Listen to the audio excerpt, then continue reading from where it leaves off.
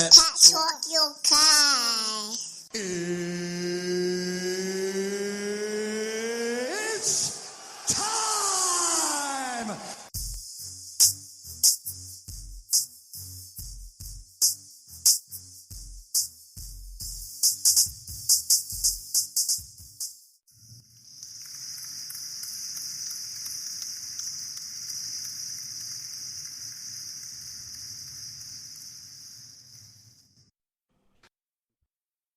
Welcome to the Pep Talk UK Sports Podcast. This is a podcast that covers the major sporting news in the worlds of football and boxing. Now, we realise that most people probably are speaking about the Brangelina split right now. Angelina Jolie rumoured to have filed for divorce from Brad Pitt for smoking too much weed. But here on the Pep Talk UK show, we are more concerned with the big weekend of sport coming up, and we have come together to touch on the important stuff. I am Mike Cage, your host, and I'm back in the hot seat following the briefest of absences from the show. I can tell you it's very good to be back with a panel. Introducing firstly, this week I'm joined by the ever reliable gooner in North London. It's Frankie B. Good evening, sir. Oi, it's your boy Frankie B. How are ya? I'm great, mate. Thank you. I'm great. Welcome back. I'm a gooner. Man like me, I'm a gooner. Looking forward to the show today. Should be live, my friend. Let's get rid of all get through the other introductions then. The next one up is a gentleman who tears himself away from all the female attention just to join us on this podcast once a week. All the way from Paris, Pasquale, bonsoir. Bonsoir Frankie B, bonsoir Michael, c'est Pascal, mauvais langue, you know, the bad mouth of Paris. I'm very, very pleased to be back here talking to you guys, my English friends. I'm very, very pleased. Love you all, my friends, love you all very much. That's so kind. Thank you, Pascal. Welcome back. Now, this gentleman has made a name for himself on the YouTube channel 100% Chelsea. No prizes for guessing which team this man supports. It's Louie. Louie, good evening. What's up, guys? How you doing? Great, thank you. Great. Oi, Louie. Bonjour, Pascal. Comment ça va? Ça va bien, Louie. Et toi, comment ça va? Yeah. I did it at A level, but you know I didn't do too well. So when I put on the spot, it goes a bit wrong. But just merci. The intention's there. Louie, welcome back. Would you like to share your social media details with us? If you guys aren't following me on 100% Chelsea yet, I don't know what you're doing, but it's 100% Chelsea on all forms of social media, on Facebook, Twitter, Instagram, YouTube, obviously. And then if you want to follow the Snapchat, which is brilliant on match days, because I tend just to annoy everybody, which is what I'm pretty decent at. It's CFC 100% spelled as a word. Thank you for that, Louie. Now, moving on to the final panellist on this week's show. Listeners might know him as a Arsenal fan TV regular, but not tonight. Ladies and gents, tonight he's sharing his insight exclusively with us. It's Kelechi. Good evening. I am feeling good tonight. They say me thanking God for life. I can't explain. Good day, guys. Shaka boom boom. Oh, God, Kelechi. How you guys doing? Great, thank you, Kelechi. So, just a quick one. West Ham versus Chelsea EFL Cup 4th round. That's impressive. Man United, Man City. Arsenal versus Reading. Good draw. Good draw. Wow. Oh, Kelechi, welcome to the show. Would you like to share your social media with us tonight? Yeah, my Twitter handle @KC Kelani. Thank you very much for that, Kelechi. Thank you.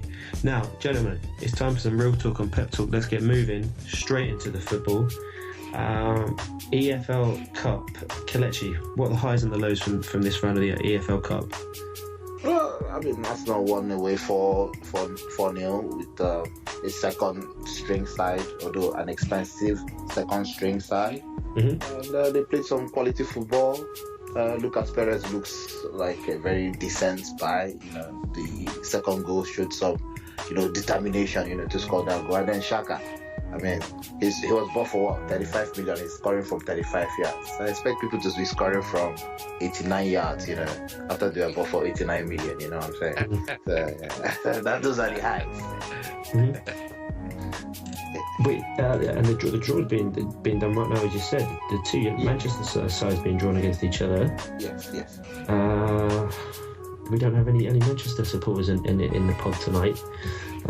We've seen that Chelsea beat Leicester in extra time on Tuesday. Spurs smashed 5 past Gillingham with a starting 11, none of whom started the last game for Spurs.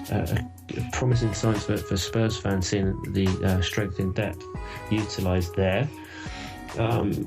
Liverpool are through as well. But are we excited about the EFL Cup, Frankie? Well, not really. But a trophy is a trophy, and we need more of those. As an Arsenal supporter, we can't be particularly choosy. So if we need to win it, let's do it, guys. Wenger, pick the right team, and let's bring home some silverware. More and more. That's what we need, mate. And if Wenger picks Granit Xhaka, we've got a chance. Ain't nobody like Granit Xhaka. Makes us happy. Granit Xhaka. Yeah, sure. Louie, as a Chelsea fan, are you getting rolled up for the EFL Cup? Well, for me, I mean, if I'm looking at it from my perspective, top 4, I mean, there's a huge competition for those 4 places this season, with lots of different teams going in there. And I mean, when Frankie says he's not particularly hyped, for me, I don't think Arsenal will get top 4 this season. Louie. Wow. He said it. What? Let me hear me out. If you look at this as a trophy, there is European football available via the EFL Cup. For me, it's the same situation. I personally, at the beginning of the season, didn't think Chelsea could get top 4. I'm going to wait till 10 games in, then make my decision on if we can or can't. I'm going to stand by what I said at the beginning of the season. I'm not sure we will. So right now, I'm not buzzing, but, like Frankie said, trophy's a trophy. And if there's European football on the line with it as well, why the hell not be buzzing for it? I mean, I'm still on a high from the result last night. I was there. It was absolutely amazing to be in Leicester last night. Oh, Philip, how could we wait any longer? Let's go straight into that one. Let's go straight into it. Now, the current 4th and 5th place teams in the Premier League clash on Saturday at 5:30 at the Emirates. It's Arsenal v Chelsea. Let's come to Kelechi. Kelechi, first of all, you going to be at that game? Yes, definitely. You nervous about it? Looking forward to it? Yes, I'm looking forward to it, but I'm not really nervous, but I'm looking forward to it. Would you be more nervous if Chelsea had a decent defence? Yes, and again, it depends on who they line up. Fabregas was good yesterday, I wouldn't lie about it, and he seems to be up for the game when he comes to the Emirates, so I'm a bit scared, to be honest. And the usual culprit Diego Costa is there as well. So yeah, but I'm positive that we're going to get a decent result. If you had to put your life on it, what would you say? Win, lose or draw? Draw, to be honest. But I'm expecting I'm hoping for a win, but a draw, to be honest, because I mean, whether what's his name, David Luiz will play at the defense, I don't want to concentrate on the defense. They have a way of winding Arsenal players up and then get sent off. So we need to stop that first, because I mean, is it the last 3 games we've played them with 10 men or something like that? So I mean, we need to cut that out and then go for the win. If we get depleted again, definitely they're going to beat us. Louis, what are your thoughts on this upcoming match? Are you pleased by the thought that Petr Cech will be lining up against you on Saturday? I mean, that's old news now, isn't it? He's been there for a season, so it's Petr Cech's always going to be a good keeper. He's definitely improved that Arsenal backline. So, and then obviously signing Mustafi in the summer, partnering with Koscielny, that's a very good signing as well. Hector Bellerin, in my opinion, best right back in the Premier League. Nacho Monreal is extremely underrated. So they've got a pretty solid team for us to be facing at the back. Are you fearful of facing Petr Cech? No, of course I'm not fearful of facing Petr Cech, because the last 2 times we've played him, we've won, haven't we? But I mean, like Kelechi was saying, he's got the last 2-3 games you've had a player sent off, or Arsenal have had a player sent off. And if they want to win, they've probably got to keep their cool. But the thing is, I think with Arsenal, Chelsea, just the thought of Chelsea seems to get to you lot quite a lot. Obviously, you know, you've got to keep it cool. I think the whole Mourinho versus Wenger thing was a big player over the past few years in terms of the Arsenal-Chelsea games. But, you know, I think it's going to be very, very tight. I mean, our defence is very, very shaky. I mean, yesterday, a lot of people said, you know, Marcos Alonso didn't look great. I thought he looked fairly solid. You know, he was great going forward.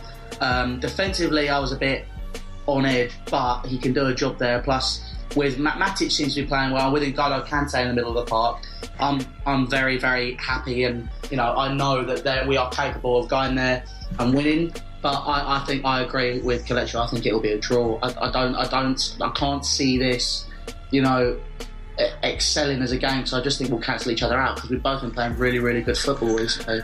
Louie, how do you think your back four? How do you think your defence? And don't mention Azpilicueta, please. But well, you know the guys I'm talking about: Ivanovic, Terry. How do you think they will fare if Arsene Wenger goes for one of his more mobile, speedy, attacking quartets against that back line? Well, I think he won't. I think he'll go for what he knows. I reckon he'll play Giroud up top, or he'll play this Lucas Perez guy. From what I've seen of Lucas Perez, I've not been particularly impressed because you've signed him as a centre forward. He spends most of his time on the left wing. He's not in the positions which he should be as a striker. But he'll play Giroud. I think if Terry plays, because I don't know if he'll be fit for the game or not. I think they said 10 days out after the Swansea game, so he might be, he might not be. But for the game, I think that based on the performance last night or on Tuesday night, I think that I think I would start Marcos Alonso. David Luiz looks decent, and I'd probably start John Terry next to him because you need someone to marshal that defence. Did you watch the whole game last night? Yeah, I was there. There's a long ball pumped up field that Luiz tried to deal with but failed woefully, that put Musa in, and he very nearly lifted the ball over your goalkeeper. Shouldn't a competent centre-back be dealing with that ball better? He should be. I mean, that was one mistake, but if you watch the whole game like I did, he played very, very well last night. Because if you remember, he put Diego Costa through on multiple occasions. He did, Louie. Sorry to interrupt you. He did, and I did watch the game. And it's not an attack on Chelsea. It's just I'm asking questions. What I'm saying is, your defenders. Ask any Italian, and any Italian would tell you that the defender's first job is to defend. Yeah, you put in some delightful balls to Costa to put him through. But if let's say that incident were to happen at the Emirates on Saturday, and an Arsenal player, Alexis Sanchez, was put through on goal as a result of his incompetence, maybe that's a strong word, you might be complaining about it this time next week. I might be, but there's a lot of factors in play there. I think that for me, I've always said David Luiz ever since Rafa Benitez put him there, of all people. You know, as a central midfielder, I thought he was absolutely brilliant. If you were going to play him alongside Kante and said Gary Cahill and John Terry will be the defensive partnership on Saturday night, I'd be happy with that.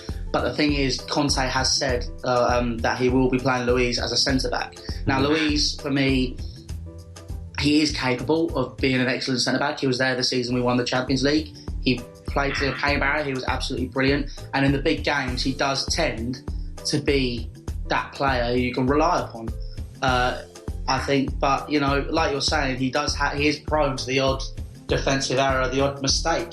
And, you know, there's a lot of factors involved, and that is something that scares me. And with the defence already shaky as it is, it does make me worry with the ideas. I wouldn't be worried about Giroud versus David Luiz, but I would be worried about the likes of Walcott, Oxlade-Chamberlain, Alexis Sanchez, Iwobi.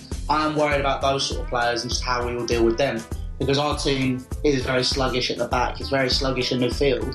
But as soon as we start moving the ball, so when Fabregas seems to come on, we start moving the ball about. We have that playmaker, and if he's given time to create something, he does, and he does it excellently. But yeah. No. See, Louie, I have to say I agree with you in that I can't think of many better defensive midfield partnerships than Louie and Kante. Yeah. But as we said, he might not go with that. Let me ask you this, because we need to move on. There are other games on this weekend. Louie is our Chelsea fan for the night. Who's the most important Chelsea player on Saturday? It all depends on who he plays. If it was for me, I'd start straight away say Fabregas. Not because of the old Arsenal connection, but because of what he does playing in midfield. He's much better than Oscar. Oscar's so inconsistent. He can't seem to find those passes. And if we have somebody who links up with Costa like he does and makes those passes, then I'd be very, very happy to see Fabregas play. If he doesn't play, I'd say Diego Costa and Eden Hazard are our two key players this week. Thank you, Louie. Thank you. And Kelechi, who's the key player for Arsenal this Saturday? My boy Alexi Iwobi, he played very, very well against Hull City, and he's been playing well this season. So I'm really backing him up. And very humble, quite unpredictable. Yes, he's been shunted to the left flank, but he keeps drifting in and supporting. So yeah, he's the key guy to watch on Saturday evening time. Lovely, thank you, boys.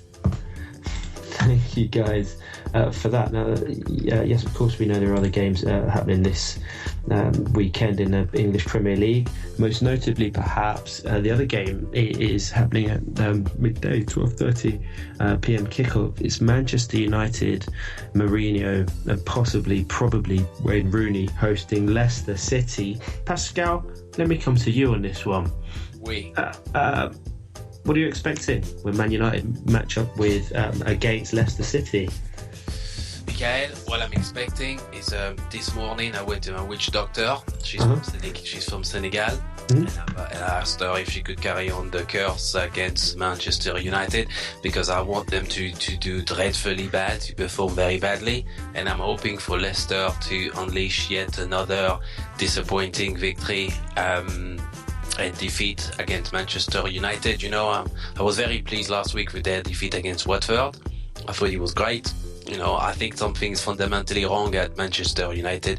I think that there's a problem in the dressing room, and we'll probably soon find out. But I've got the feeling that Mourinho is beginning to antagonize some of his players. If you remember last week, he was blaming the players and himself for the bad performance. But he was doing what he always tends to do, and to blame his players for bad performance. And I would like for Ranieri, to build on the confidence from the Champions League victory against Bruges. Perhaps not so good performance against Chelsea, but it's an opportunity for them to bounce back. They're still very much the winners until the cup changes hands in May next year. We can still expect Leicester to prove to us that they're still in there and they can still play at their highest level. And I expect Leicester to take it to them, I really do. I think Pogba is beginning to feel the heat of the British press. He has fantastic haircuts, but let's be honest. If you compare him to Xhaka's already proven his £35 million price tag was worth it. Some cracking goals he scored. And the man worth 89 million has still yet to produce any assist or to produce a goal of his own. So I think Pogba is under huge pressure, and it will be interesting to see whether Rooney gets benched. I've been reading on the blogs, reading online, that a lot of United fans want the captain to start on the bench to allow Pogba the creative maneuverability that he needs to become more influential on the game. So we'll have to see if Mourinho, will be able to exercise his willpower on the players, and whether he can engineer a victory. But it's going to be a very tough game for Manchester, and I think the pressure is on them. Thank you, Pascal. Frankie, how much longer has Wayne Rooney got in that starting 11 for Man United? Tick tock. Not long, I'm afraid. Rooney's time is almost up, my friend. I think a plane to America or China is being lined up by his agent. Unfortunately, Man United need to make some changes. What would you change? Well, Rooney's got to go to the bench. Pogba's got to play forward. Bravo. Standard. Bravo. Okay, interesting. Thank you for that, fellas. Now, just looking at the other games in this round of Premier League fixtures, Bournemouth will host Everton. who are one of the 3 Premier League teams unbeaten. Do we know who the other 2 are? Tottenham and City. There we go. Thank you, Kelechi. 2 teams left in the Premier League unbeaten. Liverpool will host Hull. And Kelechi. I'm interested to see what Liverpool do against Hull. We've seen that Liverpool tend to do well so far this season against the big boys, and have suffered in their only game against one of the how do I word this without insulting anyone? One of the lesser favourites for the Premier League title, shall we say, Burnley. What do you reckon Liverpool will do when they host Hull? I think Liverpool will win the game, definitely. Hull, they're not really that good, to be honest, especially away from home.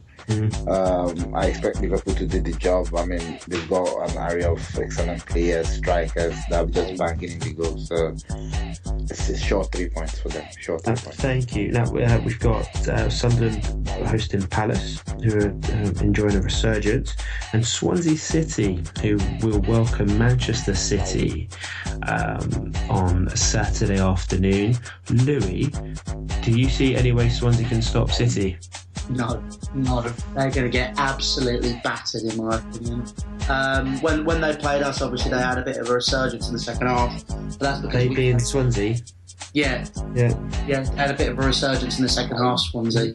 But we fell asleep. City aren't going to do that. City have been ruthless from start to finish. I mean, for me, it's between them and United for the Premier League title. But for me, they're starting to run away with it, and well, not run away with it, but they're playing well. And I just think there's no way Swansea will be able to stop it because of how ruthless they are in front of goal.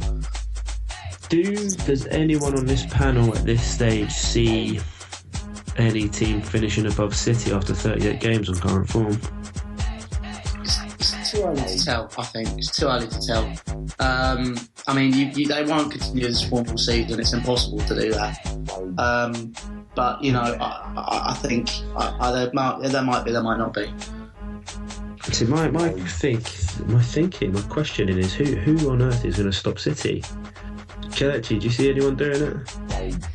Like Louis said, it's too early, but I'll big up my boys. I believe they can do it. I believe they can.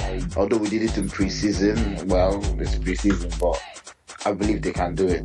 Any team can do it. Swansea can even do it tomorrow. I mean, they had a dress rehearsal today. Yes, City won 2-0 today at Swansea, but it's possible, with them in the bottom half of the league, they might, spring a surprise on Saturday or Sunday, whenever they're playing. So every team is beatable in this league. That's what I believe. So yeah, one or two injuries. I think Company was injured today as well again. So 1 or 2 injuries and everything will just, I don't know. Yeah, let's look at a team who yet to register a win. At Stoke, they'll be hosting West Brom this weekend. Stoke are propping up all the other teams at the wrong end of the Premier League table. As we said, they'll hope to record their first win of this season. Stoke have conceded 14 goals in 5 Premier League games. Pressure is building on Mark Hughes. Pascal, what's going wrong for Stoke? Well, Stoke City, reminds me of, the Bois de Boulogne. If you know Paris, the Bois de Boulogne is where let's just say the more egalitarian, the very free-spirited women of Paris like to hang around. And you can have a good time for €50. And, and Stoke City are playing like a team that doesn't seem to want to defend very well. And to me, they are playing like prime candidates for the relegation fight that will be seen next year. And Sunderland also very much in the mix. It's very, very shocking because, if you remember last season, Arnautovic and Shaqiri proved to be a very good combination. And, we were calling them Stoke Alona because they were beating Manchester United. They were beating some notable teams in very good style. And this season, it seems that Marcus just doesn't seem to know what he's doing, doesn't seem to be mobilizing the players in the same way he did last year. They've acquired Wilfried Bony from Manchester City, but he also had yet to impose himself in the Stoke City team. And I think it's just potentially, Mark Hughes showing that he's probably a 2 or 3 season manager, and afterwards, he seems that his opposition begin to understand the kind of football he plays. And to me, if you want my honest opinion, I think that Mark Hughes may be one of the higher profile managers to lose their job by Christmas time, and be replaced. I can see Stoke replacing him very soon.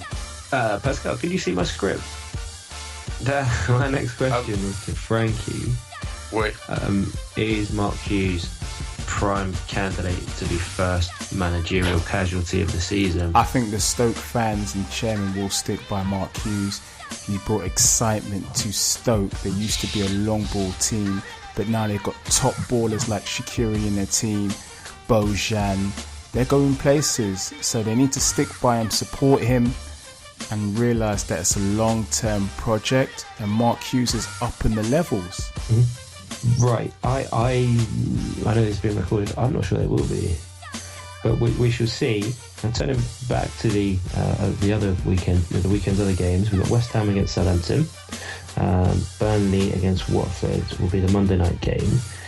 On Saturday afternoon, Middlesbrough will be playing Tottenham Hotspur without one key player for Spurs, Harry Kane. The current reporting is that Harry Kane is going to be out for a couple of months with an ankle ligament injury. Fantastic! Spurs are currently sitting third in the Premier League. As we said earlier, one of only 3 unbeaten teams left in the Premier League this season. Quite clear that they've got a solid defence with only 2 goals conceded. However, if you look at the column just to the side of that, they've only scored 8 goals this season. That's the fewest goals scored for any of the teams sitting in the top 6 at present. Kelechi, what are Spurs going to do in his absence? They're going to rely heavily on Johnson, but the Japanese guy, what's his name again? Son is also his son. Korean. Yeah, no, the Japanese. Is it Japanese or Korean? Korean, yeah. He's in form as well, so I think they will just back it up and manage for 2 months. Definitely, they will miss him very well. Eriksen scored a couple of goals today, so they have a bit of firepower. They just need to support Jensen to score more goals. But definitely, I'm not wishing them well. You know that I'm never wishing them well. So. Not sharing the love with Tottenham. No. Okay, what about Louie? Let's head to the West London boys. Louie, do you think Spurs will struggle without Kane? No, I think Spurs are a decent side. Let's be honest here. There's no messing about.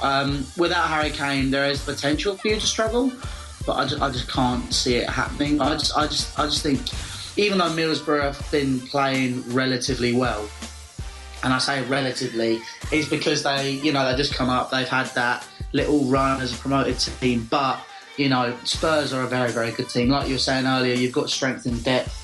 You've got some very, very good players available. Vincent Janssen, I think, from what I saw of him in the Dutch league, from what I've seen of him in other places as well, and as well as what I've seen of him at Spurs, he's a decent player. He's not Harry Kane, so there's no doubt in that.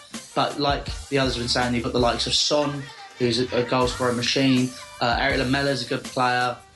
Eriksen, defensively, you had the best defence in the league last season, basically, with Batonga and all the Virel.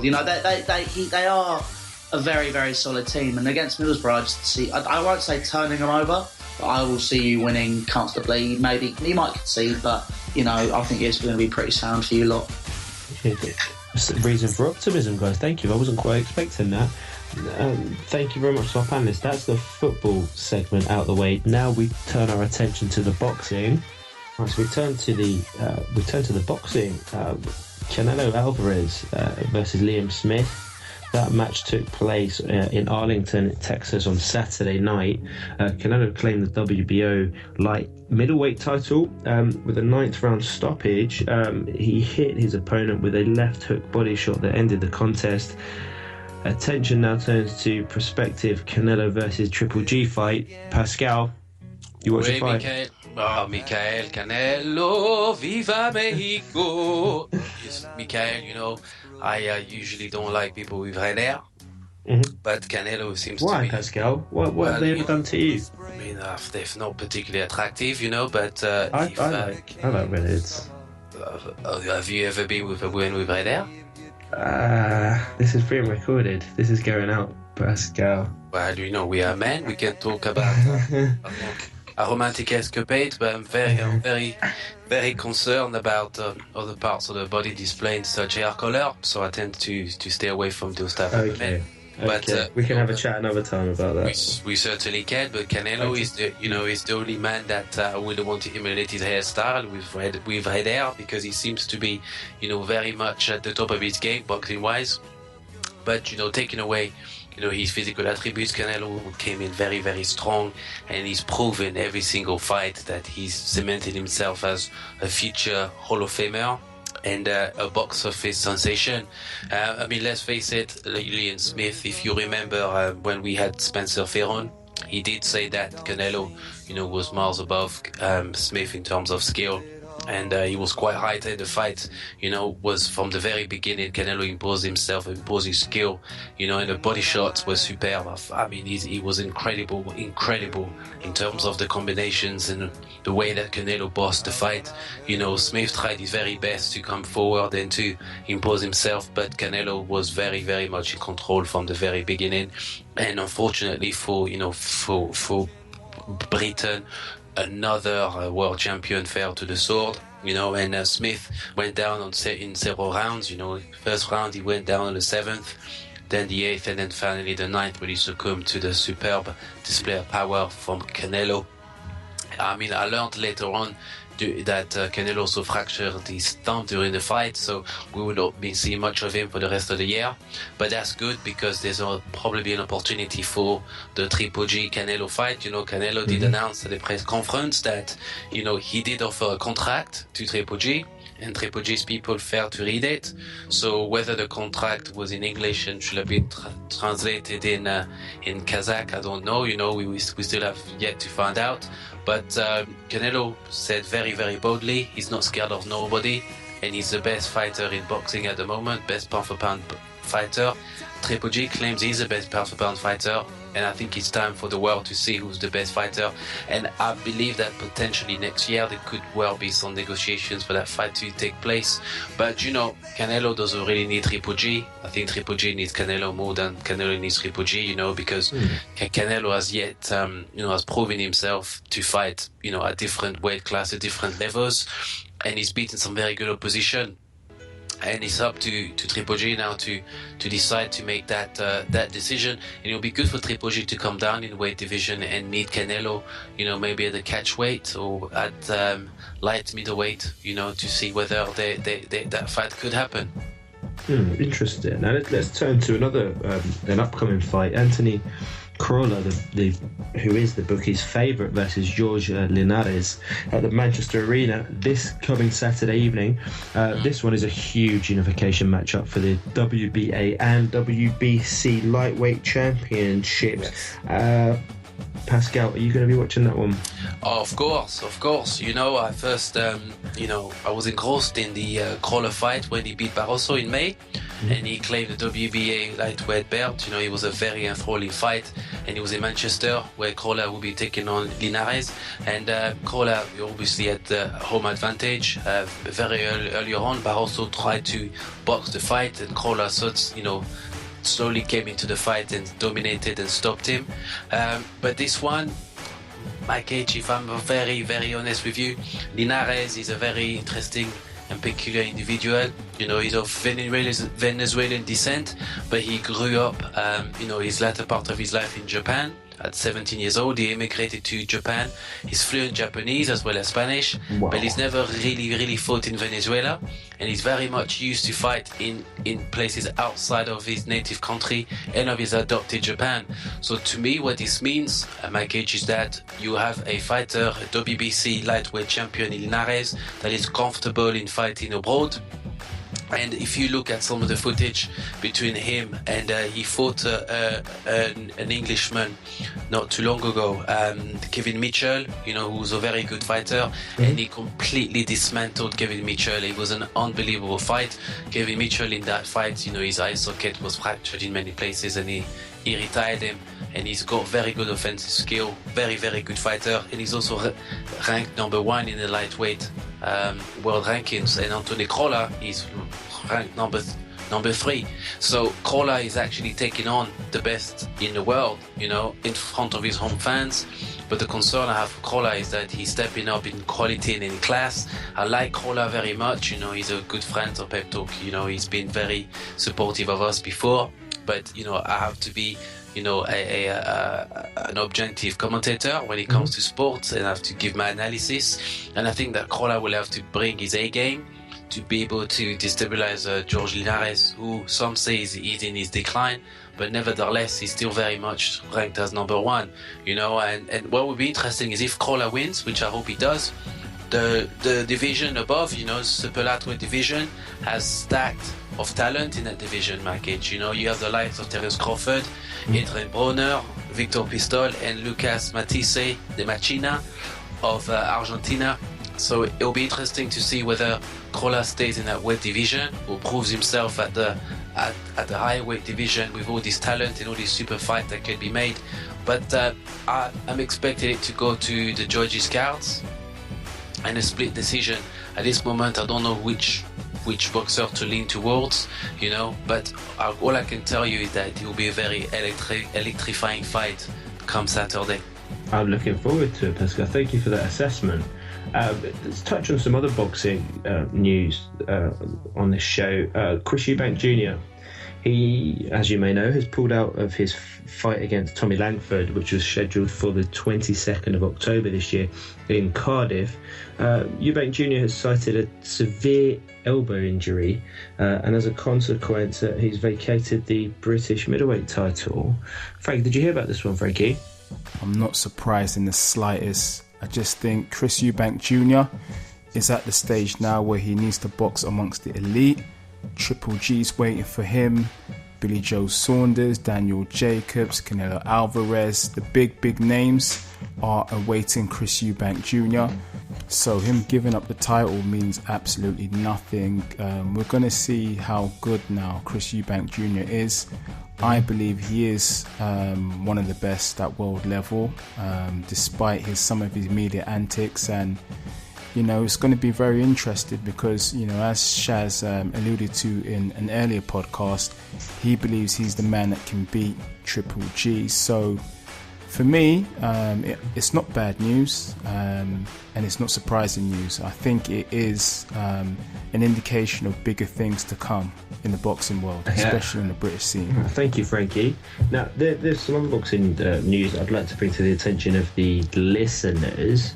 I'm probably going to pronounce this gentleman's name incorrectly, but I'll give it my best shot. Alexander Usyk of the Ukraine has announced himself as a leading force in the cruiserweight division by outpointing the Pole Krzysztof Glowacki. I apologise if I got that name wrong. For the WBO world title. Usyk, some listeners may remember, was the 2012 Olympic heavyweight gold medalist and was in fine form, beating Glowacki in Gdansk. Pascal, what do you know about this one? Well, Usyk, very good fighter, coming out of the, now a country that is now cementing itself in boxing history. We've got, his counterpart, one of the Klitschko brothers taking on Fury in next month in Manchester, and we've also got the retired Vitaly Klitschko, who's also, a very well-esteemed WBC heavyweight champion.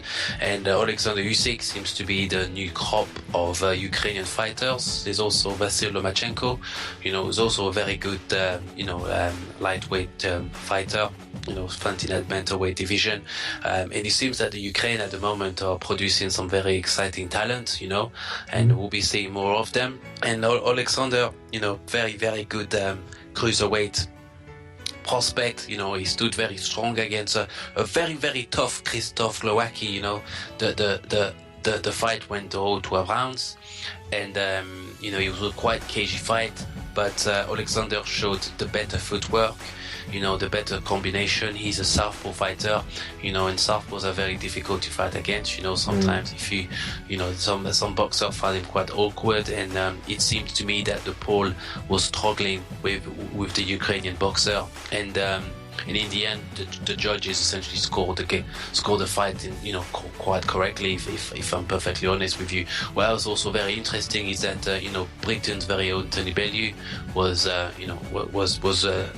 in attendance at the fight, and he's very much impressed with the emergence of this Ukrainian fighter, and there's talks of a potential unification bout, so early next year. But Tony Bellew has also been calling out David Haye in Britain as well for a fight. So, I think he's promoting arm will look at the most, lucrative fight. And to be perfectly honest, Alexander at the moment is not quite a household name, though, but boxing aficionados will remember him from the Olympic Games. Tony Bellew seems to have a bit more of a household name in the UK, and it will be better for him financial wise to take on the likes of David Haye at a catchweight or at a much more interesting venue. I think for Tony Bellew, you'll be purely out of sporting ambitions to unify the title. The trouble is, he could be facing a very good opponent in Alexander. So I think it'll be interesting to watch this space. But throughout the boxing divisions now, as you can tell, Mike H, we cover these topics weekly. We're beginning to see some very exciting bouts at very interesting weight divisions, and I think the sport of boxing is still very much alive. The frustration for fans like myself and for the general public is that some fights that should be made, relatively easily are becoming quite difficult to make and quite prolonging. But I'm looking forward to the last quarter of the year, and for us to discuss more exciting bouts. Notably the Anthony Joshua potentially will be fighting as well in November, and it will be good to see who he fares up against. Certainly. Thank you, Pascal. Thank you, gentlemen. Now it's interview time. Our boxing correspondent Shaz Chowdhury has been on the road again this week. On Saturday night he was at the York Hall, where he caught up with a number of boxers. Two of the fighters that featured that night were Justin the Geanie Menzie and former Commonwealth champ Bradley Price. The ref had to step in to waive the fight in the third, much to the annoyance of the home crowd. Shaz caught up backstage with Menzie and his trainer RJ and Bradley Price. Shaz also met up with Pep Talk UK's very own Ben Hall, the undefeated super welterweight Southern Area champ, who is fighting Friday 23rd of September in Grays, Essex. That's this Friday. Let's hear what they had to say. Pep Talk UK listeners, we're in for a treat today. I'm here at the home having a coffee with Southern Area champ Ben Hall. How you doing, Ben? I'm good, thanks, mate. How are you? I'm always well, Ben. Yeah. More the better for having this coffee. Ben, you're one of our first sponsored athletes, and we at Pep Talk UK are supporting you all the way. Honoured to have you as a sponsored athlete. You've got a big fight coming up now on Friday. That's right. I'm very excited to be sponsored by Pep Talk. It's we're hoping to make some big moves, and I've got a fight on Friday. I'm fighting William Warburton at the 4-rounder on Carl Greaves' show, and I look forward to coming back with a bang. Now, where's the fight on Friday? That's Grays Civic Hall, which is in Grays Civic Hall. So that's where it is. Yeah. Now, are tickets still available for people that want to come and see this? Tickets are still available. They're £35 from reserved, or you've got the £60 as one where you get dinner, where it's a dinner show, waitress service, and obviously your ringside table. And if people want to get hold of the tickets, what do they do? DM you? They can DM me, they can contact me, and then I can give them their number and we can sort that out. Now, if you give us your Twitter and Insta handles. Yeah. My Twitter is @19benhall, and my Instagram is Ben_Hall 9. Now, Ben, you're the Southern Area champ. You've got a nice little shiny belt. Yeah. You won it at the Copper Box. I was fortunate enough to be there. Yeah. How did you prep for that fight? How did you feel during that fight? And how did you feel straight afterwards? It was really weird, actually. I've never been like that before when I'm on a fight. So I woke up, I was really, really relaxed. And I said, I'm going to go for a walk. I went for a walk on my own and ended up walking around the park. and I had music on, and I was sitting down listening, and I started to get a bit nervous. I was going for, and I sat down on the bench, and I thought, why are you going to be nervous? Like, as a young kid, this is all we want to do: fight for a title on Sky Sports, do it all on Sky Sports, and you got the opportunity to do it. So I just said to myself, go in there and enjoy yourself, because you wanted to do this as a young kid. So when I got to the venue, the change room, you could ask anyone in my team. I was really relaxed, really bubbly, just laughing and joking, because I just felt so happy and blessed to be there. So I just went there and enjoyed myself, and that's what I've done, you know. And because I enjoyed myself, I was just so relaxed in the ring, and I took control and just showed part of my potential in there. Do you know what I mean? Because I was so relaxed. Oh, I was able to snap a few pictures straight after, and so my friends also got some fantastic shots of you with the belt. Yeah. How did you feel with the family? Yeah, it was a bit buzzing. I always knew I was going to win that fight. Do you know what I mean? 'Cause I know my levels, but it still actually winning it and getting it in your hands and seeing how your family happy and your trainer happy and everyone happy. It's a bit emotional. It's good. So I look forward to more big nights like that, really. So we've got another big fight coming up in the future. So hopefully we can get some more belts and more big nuts like that. Now, you mentioned the word trainer. Who's your trainer? My trainer and manager is Peter Sims, who I've been with for 2 years now. No, you're in quite a nice little stable. Who else is in your stable? stable? We got our stable is a good team. You know, I'm not like to be truthful. We got Spider Richards, Craig Spider Richards, who's a good fighter who just fought. We've got Lucian Reed, who's obviously a good fighter. Who else we got? We just had Dean Byrne retire. We got a couple of new fighters coming through. We got Robert Sabba. We got Miles, big cruiserweight, and we got Mikey, another welterweight coming through. So there's a few fighters coming in. Now, I see you boys do sprints together up and down roads. Oh no! Don't say he's going to win. Go on. Unfortunately, it's not me, mate. Lucian and Spider, they're like the best. Especially Lucian. Lucian's like the best runner I've ever seen in my life. The kid can really run. I'm alright. I'm in the middle. I'm not too bad. But I'm not the winner, unfortunately. I'm sorry to put it out there. Who comes last? I'm not last. That's not me. So who is it? I can't see. I'm too far ahead. I'm not that far ahead. No, I'm joking. Do you know what? For a young man, you make a great politician. Now, in terms of sparring, who have you been in the ring with? Who have you been training with? How's your prep been going for this fight on Friday? I've had really good preparation, obviously, because I've been out for a while and I've had a few dates where I thought I was going to fight. So I've been in the gym. It's not like I haven't dossed. I've been in the gym and kept fit. I've done some good sparring with Gary Corcoran, who just fought for the British, who's a good fighter. I have some really good spars with him.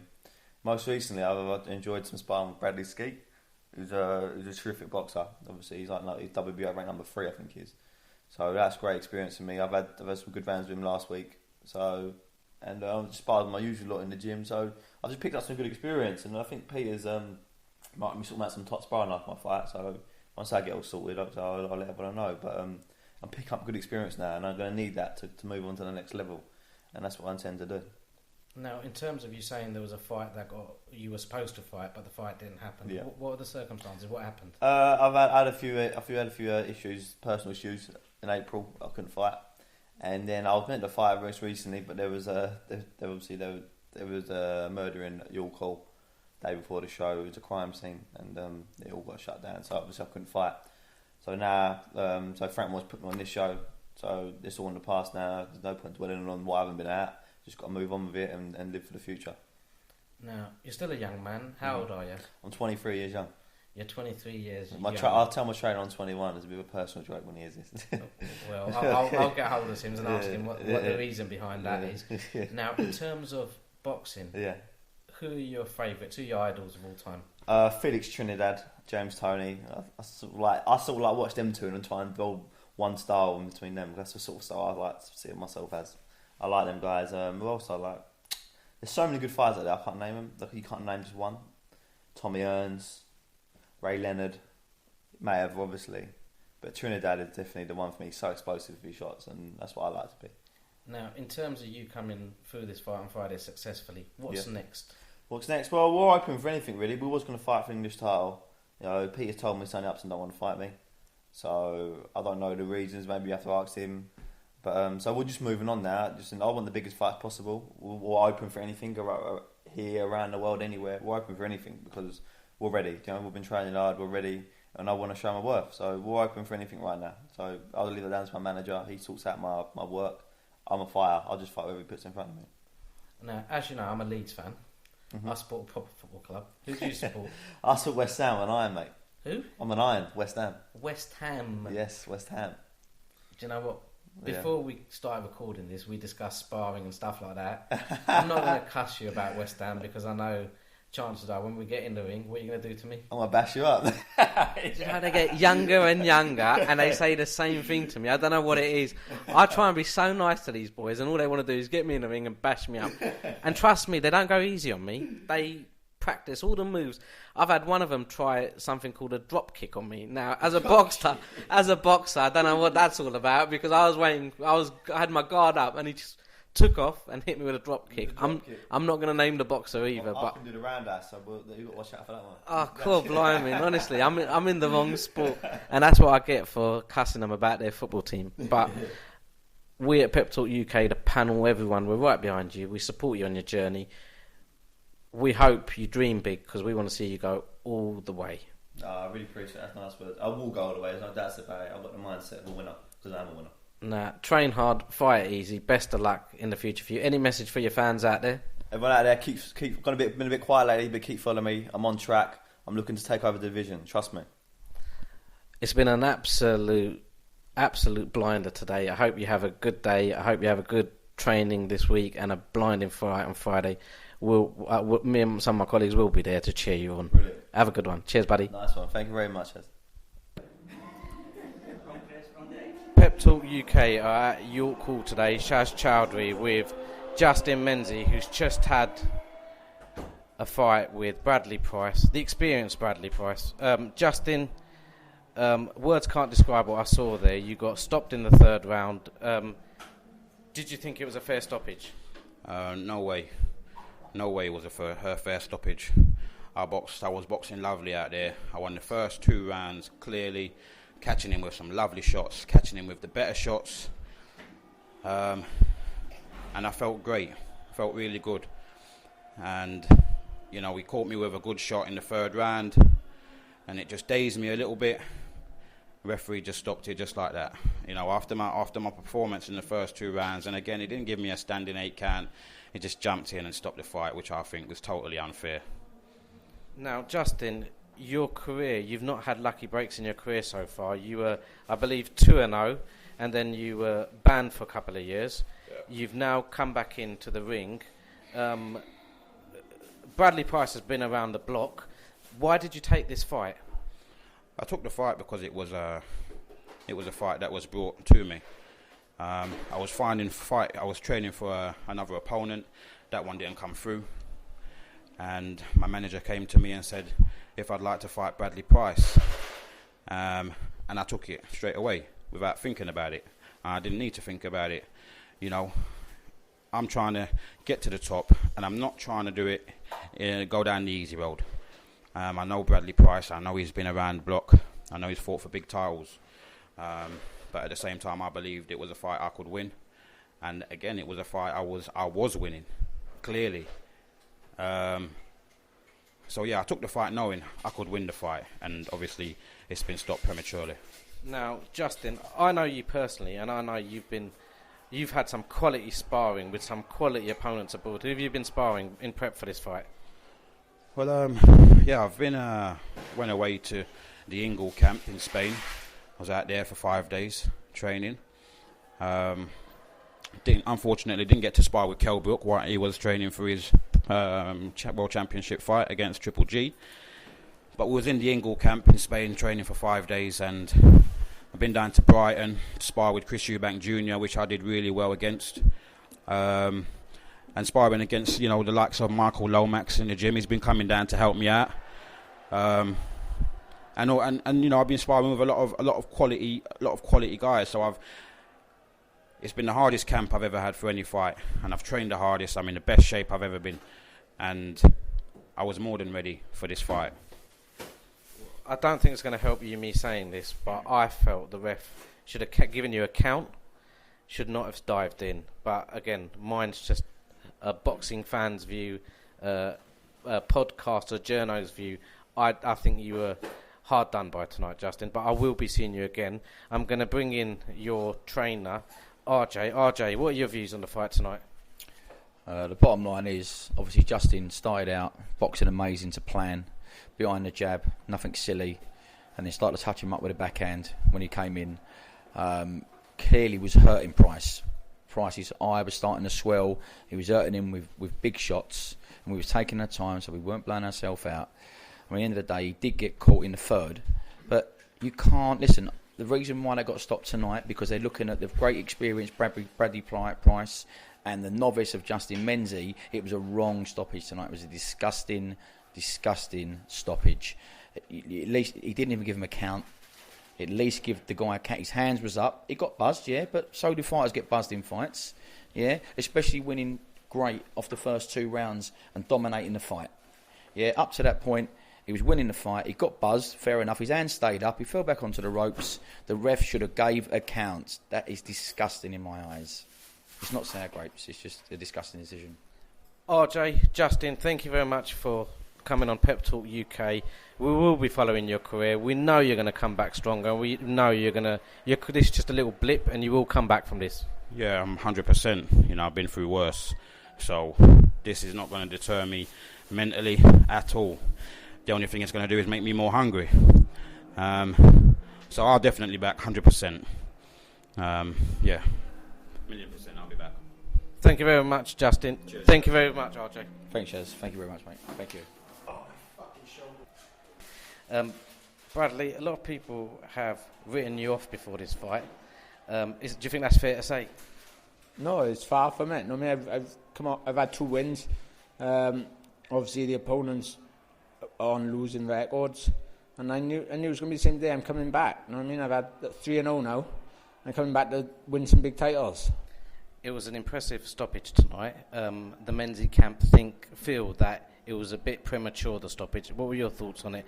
How do you feel you went first few rounds? How do you feel in the third? The first 2, yeah, I just boxed nice.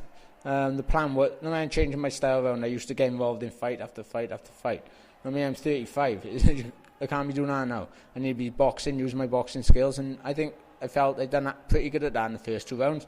Third round, he started leaving himself open a bit, and I can bang, no doubt about it. And I landed big, wobbled him, and if the ref didn't stop it, it was only a matter of time. Where next for you? I got a fight now 3 weeks yesterday, October the 7th, I believe, in Liverpool, against, I keep forgetting his name, JJ Metcalf. JJ Metcalf, 13-0, good record. I mean, he's a promising boxer. They got high hopes of him up in Liverpool, and I'll be doing a number on him. That's 4-0 then, since I've been self-managed. You know what I mean? I knew as soon as I self-managed myself, I either take the sport serious or get out of the sport, simple as that. And since then, you know what I mean, I've had 3 fights, won 3. You know what I mean? And soon, if I won't take fights unless I'm 100%, and I'm going to keep winning and winning until I get back to a major title. Bradley, thank you very much for taking the time to speak to Pep Talk UK. We will be watching your fight in Liverpool, and we wish you the best of luck, not only with that fight, but your self-managed career going forward. Thanks a lot. Thanks a lot. So listeners, that's our time up for yet another week. It wouldn't be right to close this show out without thanking our energetic panel, Frankie B, Pascal, Kelechi, Louie. Much love to each of you. Thank you. Please follow us on social media. On Twitter, it's at PepTalk_UK, and Instagram, it's PepTalk_UK.